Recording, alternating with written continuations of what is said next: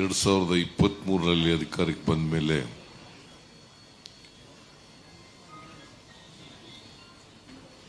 ಒಂದು ತೀರ್ಮಾನವನ್ನು ಮಾಡೋದು. ತೀರ್ಮಾನ ಏನಂತಂದ್ರೆ, ಪ್ರತಿ ರೆವಿನ್ಯೂ ಡಿವಿಷನ್ಗಳ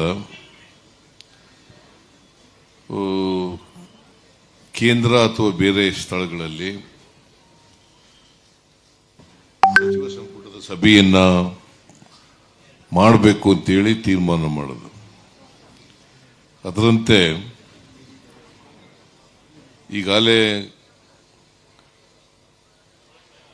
ಗುಲ್ಬರ್ಗಾ ಡಿವಿಷನ್ನಲ್ಲಿ, ರೆವಿನ್ಯೂ ಡಿವಿಷನ್ನಲ್ಲಿ ಕ್ಯಾಬಿನೆಟ್ ಸಭೆಯನ್ನು ಮಾಡಿದ್ದೇವೆ.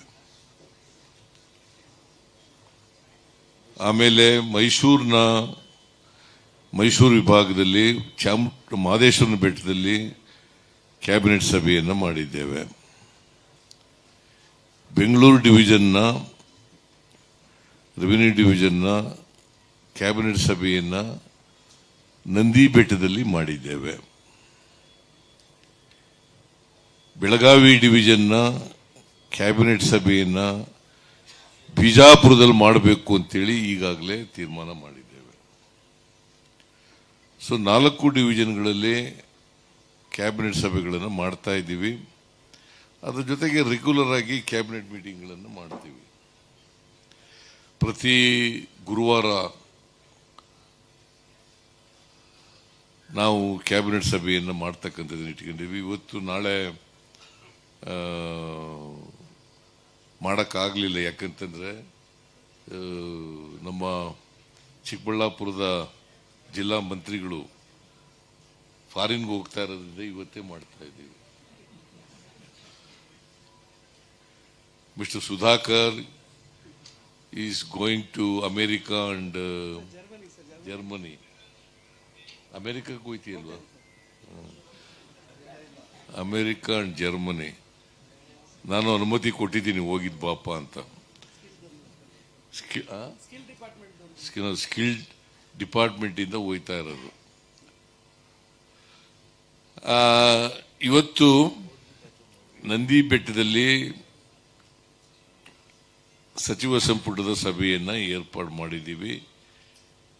ಇದು ಬೆಂಗಳೂರು ಡಿವಿಷನ್, ರೆವಿನ್ಯೂ ಡಿವಿಷನ್ ಅನ್ನ ಸಚಿವ ಸಂಪುಟದ ಸಭೆ.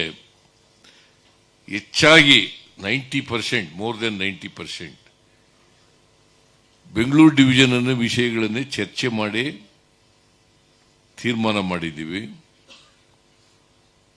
ಬೇರೆ ವಿಷಯಗಳು ತುರ್ತಾಗಿದ್ರೆ ಮಾತ್ರ ತಗೊಳ್ತೀವಿ.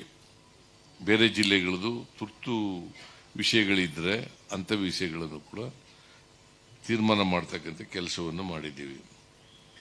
ಇವತ್ತು ಸುಮಾರು 43-44 ಸಬ್ಜೆಕ್ಟ್ಗಳನ್ನು ಚರ್ಚೆ ಮಾಡಿದ್ದೀವಿ. 48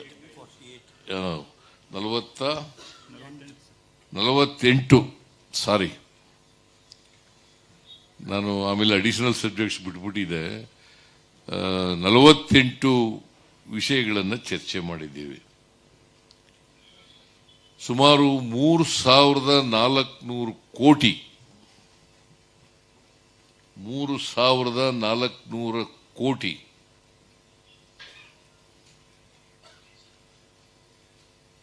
ಈ ಎಲ್ಲ 48 ಸಬ್ಜೆಕ್ಟ್ಗಳಲ್ಲಿ ನಾವು ಇವತ್ತು ಮಂಜೂರು ಮಾಡಿರ್ತಕ್ಕಂಥ ಹಣ 3,400 ಕೋಟಿ. 3,400 ಕೋಟಿ. ಯಾಕೆ ರಿಪೀಟ್ ಮಾಡ್ತಾ ಇದ್ದೀನಿ ಅಂತಂದ್ರೆ, ಬಿಜೆಪಿಯವರು ಪದೇ ಪದೇ ಹೇಳ್ತಾರೆ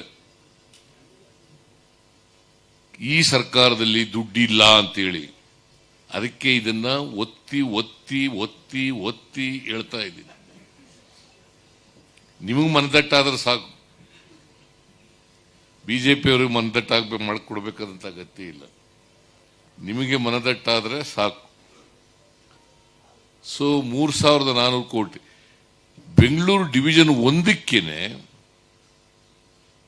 ಸುಮಾರು 2050 ಕೋಟಿ ರೂಪಾಯಿಗಳನ್ನು ಮಂಜೂರು ಮಾಡಿದ್ದೀವಿ. ಬೆಂಗಳೂರು ಡಿವಿಷನ್ 1ಕ್ಕೇನೆ 2050 ಕೋಟಿ ರೂಪಾಯಿಗಳನ್ನು ಕೂಡ ಚರ್ಚೆ ಮಾಡಿದ್ದೀವಿ.